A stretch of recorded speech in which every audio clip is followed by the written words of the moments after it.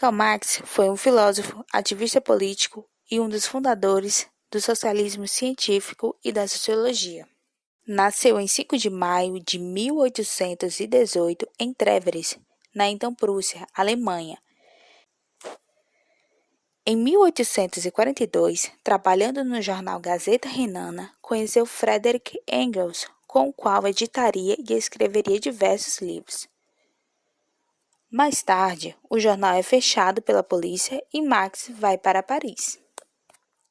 Passa a ser perseguido em razão de suas críticas ao rei da Prússia e logo é expulso do país a pedido do embaixador prussiano. Em 1849, Marx muda-se para a Inglaterra, onde permanece até sua morte. Em Londres, conhece a realidade do operariado, pois sem uma legislação específica, as jornadas trabalhistas nas fábricas eram superiores a 14 horas de trabalho e as condições eram insalubres.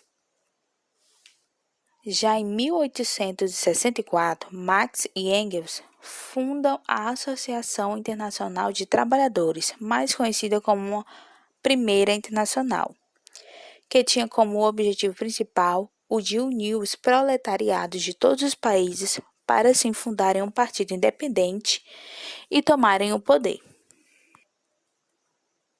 Em 1881, após a morte de sua esposa, Marx adoece de uma inflamação na garganta que o impede de falar e alimentar-se. Portanto, faleceu em Londres em consequência de uma bronquite em 14 de março de 1883. Vamos dar início ao estudo sobre o capitalismo, luta de classes e a mais-valia. A história de todas as sociedades, até hoje existentes, é a história das lutas de classes. Como Marx explica a infraestrutura capitalista? Para Marx, a humanidade sempre foi dividida em dois grupos distintos, os dominantes e os dominados. Ao longo do tempo, tanto dominantes como os dominados ganharam características específicas. Homens livres, senhores feudais, patrícios fazem parte dos dominantes. Ao lado dos dominados estão os escravos, servos e plebeus, ou seja, na visão de Marx, opressores e oprimidos.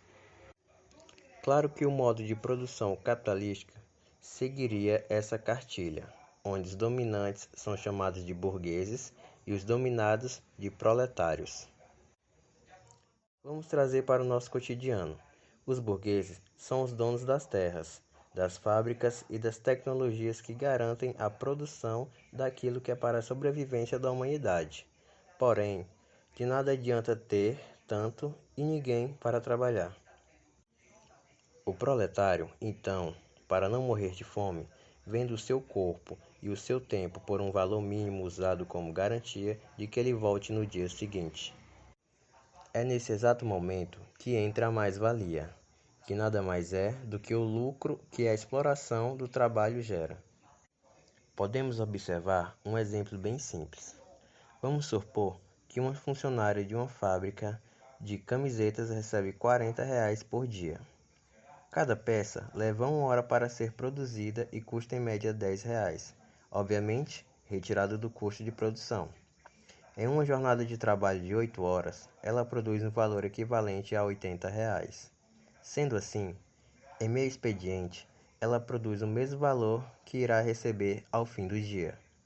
Esse tempo extra de trabalho é chamado por Marx de mais trabalho, que gera a mais-valia.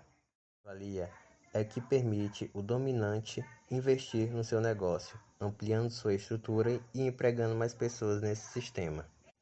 Sendo assim, gerando cada vez mais-valia para acumular, aumentando assim a desigualdade social, já que a classe trabalhadora trabalha somente para sobreviver, tendo nenhuma ou pouquíssima melhora de vida.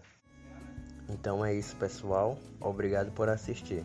Produção: roteiro: Antônio Wellison e Sara Oliveira. E apresentação: Naira Silva e Paulo Victor.